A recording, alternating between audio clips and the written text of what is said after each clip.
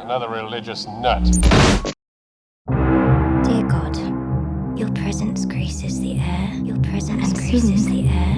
Everyone wants to Definitely have Dear breast God. All right, welcome to Hi, Triple what? Feature. This is our first episode. We plan Definitely on doing have breast 3 cancer. features per week, Monday, Wednesday, and Friday, all based on basically the same theme. So today we're talking about religious horror, religious thriller, that type of film. And we wanted to start. We wanted to start by trying to have one of the movies be a newer release, and because it's the beginning of 2021, they aren't releasing a lot of movies. So Saint Maud had just come out, so we thought this would be a good one to do. And we're hyped because it was okay. So the people that are on the A24 groups and different stuff like that are so pumped about this movie. This is the first time this director has made a full length film, Rose Glass. Yeah. There's nothing to look back on and say, like you're not like, oh, but she's made 3 amazing films, right? No, I mean she's done a bunch of short films, but I don't think any of those people had seen them. No, but So, everyone's yeah, like, it's just this huge pumped up. everyone's thing. just super pumped up. It's like, and this movie and The Green Knight, Yeah. right? Is that David Lowery? I think is directing that one, which people are actually a fan of Ghost Story, which I understand, which is a cool film. It's slow. It's a cool film. They're getting that movie also put up on this pedestal before it comes out, and they've shown like 2 scenes from it. Super pumped for the guy that did the remake of Pete's Dragon. So we need to calm down a little bit. I tried to watch some of Pete's Dragon. I couldn't do it. Dear God. Yeah, it's about a girl or a woman. I think she's supposed to be a young woman in the mid 20s, I assume, who is a she is a what would you call it? She's a nurse, but she goes visits like a hospice nurse almost, where she goes and like a hospice lives nurse, with she lives with somebody in their home and cares for them as they die, and the movie kind of just depicts her gradual descent into madness that she's deciphering as religious zealousy. I guess that she believes she's listening to God and getting revelation and hearing voices, but clearly she's just kind of falling further and further into psychosis. And I'm guessing she's Catholic. They never say it that I know of. Well, no, and they even kind of have her read. I mean, when she's reading I forgot his name, but she gets that book of paintings. Remember that part? Which I think I have that book actually. That guy is a really good painter. But when she's looking at it, it says in there, she reads a passage from it, and in there it mentions how like the guy rejected formal religion, and that it gets in the way of a true spiritual life. And so I kind of took that as her latching onto that idea. So I don't think she's supposed to be any type of form of religion, because I don't think she has the capacity to do that anyway. I think her understanding of God and spirituality kind of transcends anything that I would think could fit into a religion, because none of it really makes any sense. But her experience in general, of her talking to like the woman who's dying and saying like, "Oh, I feel God, like I feel him moving," and she keeps having these constant feelings of these sort of things. Even where that time she's like washing dishes and she leans back and her mouth like stretches. Yeah. That's like the first creepy scene in my opinion, where you get the idea of like, I'm like, are we dealing with possession? What are we dealing with here exactly? And I think it's also we never see her real conversion. What is it that converts her really? Well, is that? I mean, we don't see it in death, but isn't that the opening scene? I wasn't sure if that was her the bug thing that's on the wall. I mean, I didn't fully, I couldn't explain the symbolism there, but I'm assuming that's what it was. Right? Are we dealing with a Twin Peaks thing here? I was going to say, yeah. Getting back to the bug falling into people's mouths. The toad moth thing. That's actually what I thought of when I saw it. But no, the movie. Actually, I was reading an interview with the director, and she said the original draft or an early draft or whatever. What they mentioned that Maud grew up very Catholic and very pious, and then kind of fell away or something, and then got more on board. But she said she realized that the director said she had already seen that character, so she made it. Well, in the movie it's ambiguous, but she said she made her background more atheistic, and that when she has this turning point at the beginning of the movie, which I was going to talk to you a little bit about what you think even happened in the beginning, but when that happens, she suddenly is thrown into a religious life, but without a super religious background. Yeah. So I think that goes into what you're talking about, which is the lingo she uses and the ideas and her personal theology and everything doesn't obviously, it doesn't need to make sense anyway, but she's coming from an ignorant place in her Yeah. personal life because she wasn't from there. She just started having these visions and she's interpreting them as religious. And she has that what do you say? And I think it's obviously very normal for anybody, but she has that religious zealous that comes with the initial quote unquote born again experience, or Yeah. being converted to something for the first time. Like she has that, but then she also has that typical backslide, which I do like religiously, where Hmm. we meet her at where she's at like her height, where she's just like insane about it. And I'm not even saying that's good or bad, but it's like she's insane about her beliefs at this time. And then when things don't quite go the way that she thought they were going to go, right? Yeah. Which anybody that's ever preached to anybody, any kind of religious person has preached to anybody, and you think somebody is where they're supposed to be, and she has this religious experience. She thinks with this woman, and then gets made Hmm. fun of at this party.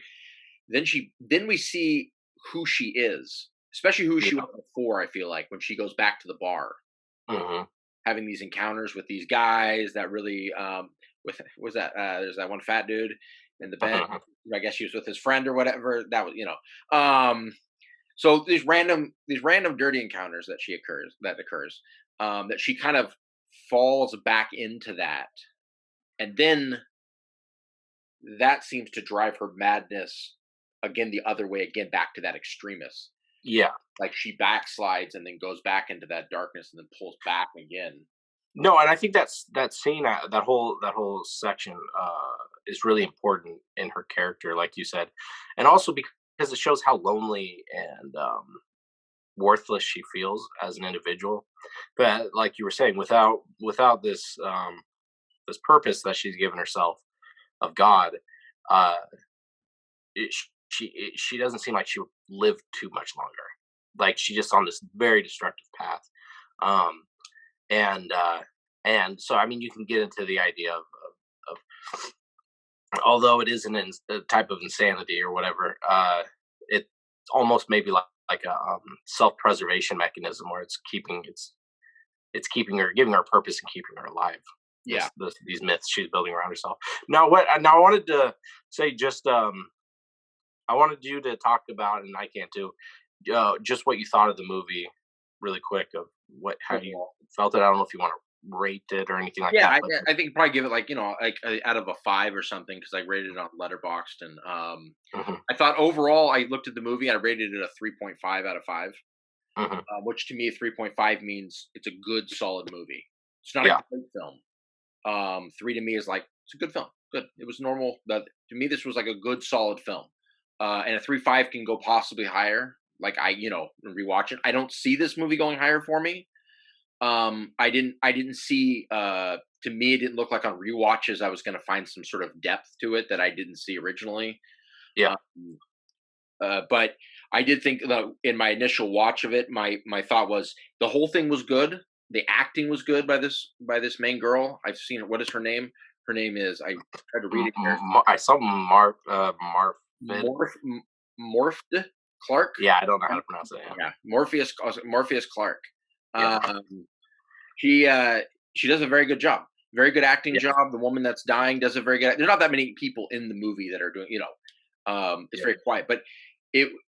I thought it was well done. It was well taken care of. Now I do, and then obviously get into some spoilers here because it's really hard not to talk about this. Some of the things that I think could have taken the movie for me when I was watching it that to that next level. You must be kidding, aren't you? And one of the big ones for me was after the culminating scene when she reaches this height and she goes to the woman's house and she feels this woman's like possessed, right? Yeah. Stabs her a whole bunch of times. Cool scenes. Like she freaks Mhm. out, stabs her a whole bunch of times. Then you have the coolest shot in the whole movie, which reminds me of the movie which we saw Dante Tomaselli, I think pronounce his name, the one who did Desecration. Yeah. where all of a sudden she comes out of the house and it's like they have the camera hooked to her or whatever, so she's kind of like floating and she has Mhm. blood on her. When she, Oh, yeah. it's a rad scene, and they cut it in like 2 seconds. And I was Mhm. like, give us okay. You just had the big moment in the thing, and now her feeling of that of what she's gone through, all this stuff. Give us like at least 10 seconds of this cool floating shot. It's Yeah. it's like it's kind of like you need it's kind of like when the Joker in Dark Knight, like how he leans out the cab or leans out the car, Mhm. and you need they give him that little bit of time just to stay with that shot. And this movie like cut really quick, and I was like, "What?" I was like, "No, that was like the it was like the moment I felt like to feel everything." Yeah, and I agree, and because one of her like defining uh characteristics of spirituality is these uh extreme, the director called them godgasms, the way Yeah, she starts to um yeah, and I feel like in the same way, like what you're describing, I think was almost like, because I think you're right. I think that that would have been something for the audience of trying to get you in her mindset of this ecstasy like feeling in that moment of she just did like the worst thing ever, but in her mind she's succeeding, and so there's this transcendent moment that you could have lingered in, of like what you're talking about, because I think it would have matched paralleled her own psychosis and trying to make the audience feel that too. yeah. And so I don't yeah. And so the other thing about it was I thought when it came to the very end, I thought now I on the opposite side, I loved how when she sets herself on fire, it cuts very quickly to her actually on fire. Yeah. I liked the quick clip of that, though. I wish they would have extended a little bit of her having everybody bow to her a little. Yeah, so that was my thought, and I don't know if it was just budget thing or whatever, Yeah, because I thought the ending was really cool, and I liked how the movie um, gets into like those CGI fairy wings and stuff. yeah, Like it doesn't shy away from that, and that's a big thing to me, because I've agreed with pretty much everything you said. I really liked the movie.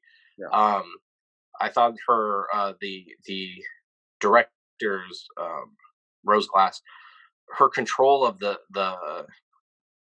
her control of the tone, and I don't know who was in charge of lighting and stuff, but I thought it was very well done. Like I didn't really have any complaints about any of that, and I was happy with how short it was.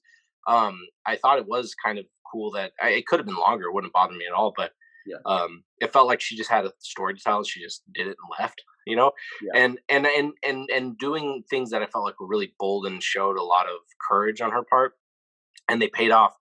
Um, like you, I think the probably the biggest issue with the movie is it doesn't really transcend the surface layer of the movie, which yeah. is fine, but there it does lack, uh, I guess, a depth that would draw me back to keep watching it. Your presence graces the air, and soon Not right. everyone. I just love the picture, the way that she shot it, and I liked Yeah, it. Was it to me? It wasn't just her on fire, but it looked like it was her in hell. The exact yeah, opposite. And so I liked that. Like she was really charged, screaming. yeah. So it kind of gave the two different things. But I agree with you. I was like, you could have had the beach be packed at that time, Hmm. or you said like cities somewhere where a lot of people, or she could have done it and people got out of their cars. And you Yeah. know what I mean? There are a lot of moments in this that I think, you could have added a little time, maybe 10 minutes to the movie, right? Maybe not even that, but just more transcendent moments for her. Uh, Yeah. more moments of her feeling like more than just her having the godgasm thing. Hmm. But yeah. So what would your rate be of this film out of 5? I'd probably be about the same. I'd probably do about 3.5 or 4. I might lean more towards a. It's hard to say because 4, when you start getting into 4s, I feel like you're starting getting into like you said, great films or uh, classic films, which I don't know if it's quite that good, but I enjoyed it thoroughly. I didn't have any major issues with any of it, um, and especially for a first time director, the control that she seemed to have over everything seemed like, I'm excited for her to make more movies, and I hope she stays. And I hope she stays in horror. Um, All right. Well, we'll wrap up there. yeah. On make sure to check out on Wednesday when we review next. We're going to actually review First Reformed, which thought that really well into it. So thank you very much, and we'll see you then. Very angry. He's a full branch manager. Great. Another religious nut.